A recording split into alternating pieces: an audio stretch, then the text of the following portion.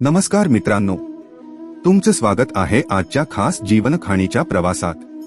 पण आधी एक छोट वचन, आजची ही गोष्ट तुम्हाला शेवटपर्यंत बांधून ठेवेल, कारण त्यात आहे एक गुप्त संदेश जो तुमच्या मनात खोलवर घर करेल। तुम्हाला वाटतं का की आयुष्यात पैसा, यश आणि प्रसिद्धी मिळाली की शांती मिळेल? पण एक माणूस होता ज्याला हे सगळं होतं, तरी त्याला शांतीचं स्थान समजलं नाही। तो गेला स्वामी समर्थांच्या चरणी। काय घडलं पुढे हे ऐका शेवटपर्यंत, कारण ही गोष्ट तुमचं मन बदलू शकते। ही गोष्ट माझ्या आजोबांनी मला सांगितली होती आणि आज मी तीच गोष्ट मनापासून तुमच्या समोर ठेवतोय। गणेश नावाचा एक तरुण होता। तो खूप श्रीमंत घरात जन्मलेला, शिकलेला आणि यशस्वी होता, पण त्याचं मन मात्र सक्त बेचैन। लाखो रुपये बंकेत, घर मोठं, गाडी भरजरी, पण झोप येईना। मन अकारण अस्वस्थ। एक दिवस त्याच्या मावशीने सांगितलं, गण्या, तुझं समाधान मिळालं नसेल तर तू एकदा अक्कलकोटला जा, स्वामी समर्थांच्या मंदिरात। तिथं तुला शांतता सापडेल। गणेशने ठरवलं जावंच। गणेश पायानं चालत अक्कलकोट गेला। वाटेत खूप कल्यावर मंदिराजवळ पोचला आणि म्हणाला, स्वामी, मी सगळं कमावलंय, पण मन शांत नाही। कृपा करा, मला खरी शांतता द्या। स्वामी समर्थ हसले आणि म्हणाले, तू बाहेरचं सगळं कमावलं, पण आत मौन कधी शोधलंस का? गणेश गोंधळला। मौन म्हणजे?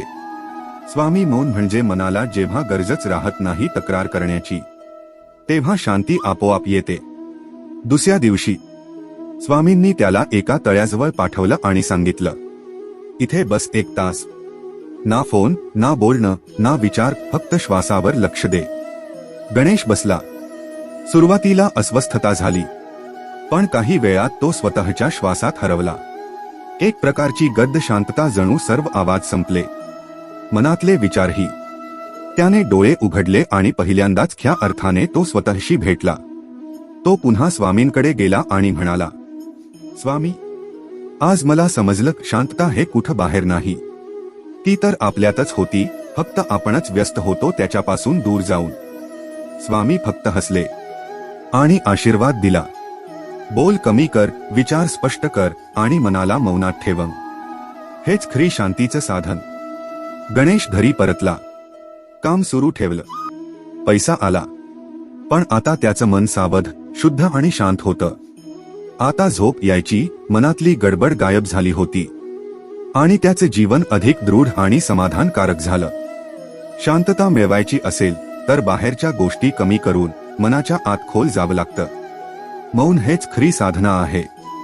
स्वामी समर्थ म्हणतात, मनात गोंधळ असेल तर जग कधीच समजत नाही, मन शांत असेल तर देवही स्पष्ट दिसतो। जर ही गोष्ट तुमच्या मनाला स्पर्शली असेल तर ती तुमच्या मित्रांनाही ऐकवा, कदाचित त्यांनाही त्यांच्या मनात शांततेची वाट सापडेल। स्वामी समर्थांचे आशीर्वाद तुमच्या पाठीशी असो। जर तुम्हाला ही व्हिडिओ आवडली तर चॅनेलला लाईक, शेअर आणि सबस्क्राईब करा। जय स्वामी समर्थ।